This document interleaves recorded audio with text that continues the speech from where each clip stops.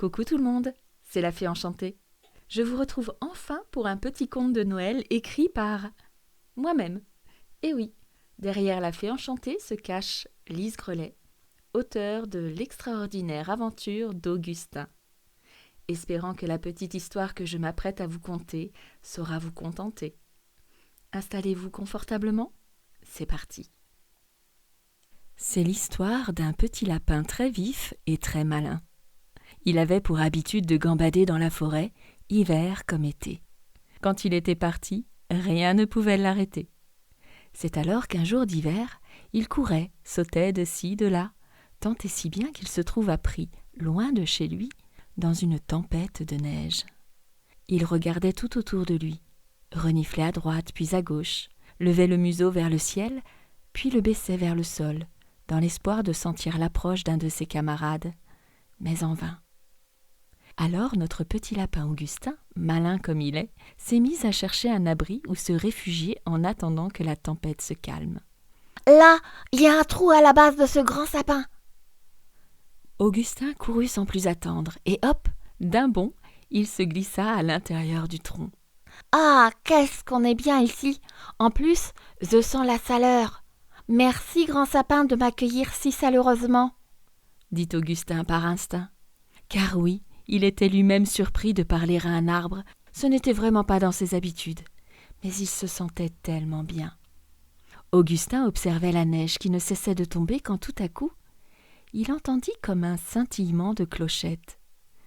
Il se retourna et aperçut une lumière. Tiens, c'est bizarre, je ne l'avais pas vue tout à l'heure.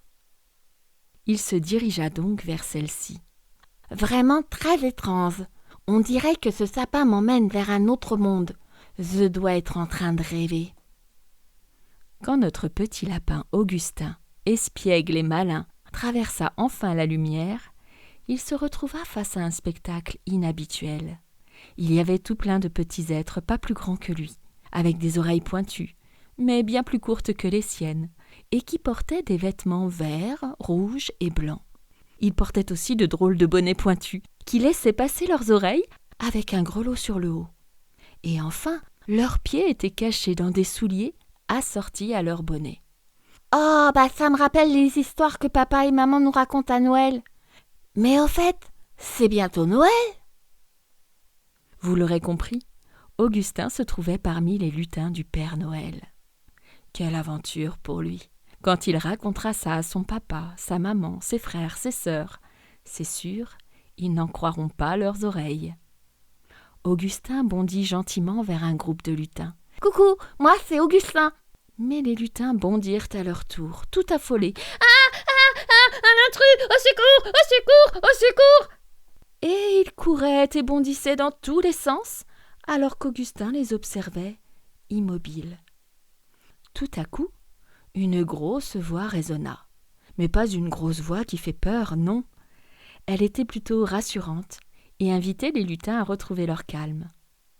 Augustin se retourna et vit tout d'abord une grosse paire de bottes. « Ah, c'est sûr, il n'est pas de la même espèce que les autres. Et si c'était...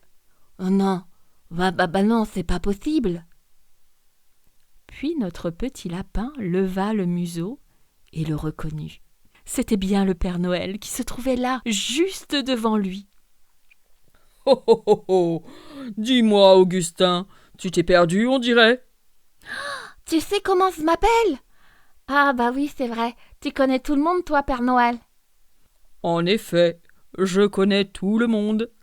Et je sais que tu es un petit lapin dont les parents sont très inquiets de ne pas le voir revenir par cette tempête. Alors, je te propose quelque chose, car je sais aussi que tu es très curieux. Nous allons te faire visiter les ateliers avant de te raccompagner. Par lequel veux-tu commencer ? Celui des jouets ou celui des sucreries ?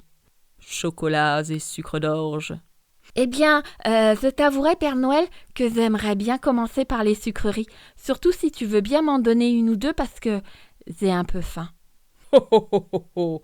Je m'en doutais. Allons-y !» Augustin n'en revenait pas. Il visitait les ateliers du Père Noël. Et ses chocolats, et ses sucres d'orge, quelle merveille! Ho ho ho ho. Maintenant, il est temps de retourner auprès de ta famille. Oui, mais comment je fais? Avec toute cette neige, j'ai perdu mon chemin. Je vais t'emmener. Il me reste encore quelques minutes avant de commencer ma tournée. Et le traîneau est prêt. Commencer ta tournée? C'est déjà Noël? Eh oui, mon grand. Alors en route. Il n'y a plus une minute à perdre. C'est parti, Père Noël. Oh là, j'y crois pas. Je vais voyager dans le traîneau du Père Noël. Ho ho ho. Et je suis certain qu'avec ton retour à la maison, tes parents vont avoir le plus beau cadeau de Noël qu'ils n'ont jamais eu. Mais mon grand, je dois te demander de ne pas chercher à revenir. L'entrée de notre monde viendrait à toi si tu en avais à nouveau besoin. Donc, si tu voulais faire connaître ton passage vers notre monde, sache que personne ne te croirait, car il ne s'ouvrirait pas. C'est ça aussi, la magie de Noël. Ho ho ho ho ho. Mais qu'est-ce que je vais bien pouvoir leur dire pour justifier mon absence? La vérité. Mais pour eux, ce ne sera qu'une belle histoire de Noël pour les faire rêver. Et ils en seront ravis, je te le garantis. Allez, en route. C'est ainsi que notre petit lapin Augustin put regagner la chaleur de son foyer. Il y raconta son histoire auprès du feu de cheminée, avant que chacun aille se coucher et rêver. Ravi que vous ayez suivi l'aventure d'Augustin jusqu'à la fin, je vous souhaite à tous un très joyeux Noël et je vous dis à bientôt. Tiens, qu'est-ce que j'entends ?